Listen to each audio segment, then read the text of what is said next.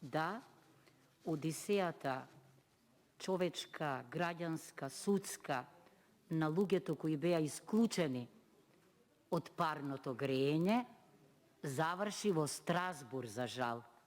Значи не во Македонија, во Страсбур. Имаше, добро, има врска. Има врска.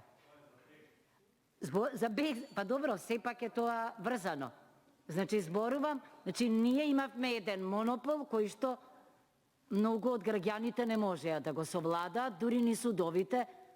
Требаше да интервенира Страсбур, за да сватиме, оти овде велиме дека нели парното греење сепак овозможува поздрава човечка средина. Значи намерно некој овде тоа го невозможуваше.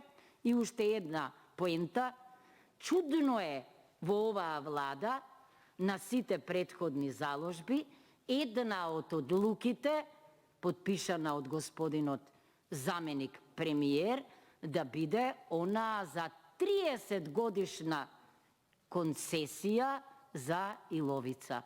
Не само што се работи за класичен конфликт на интереси, туку се работи и за закана по животната средина. Контрреплика, пратеникот Диме Велковски.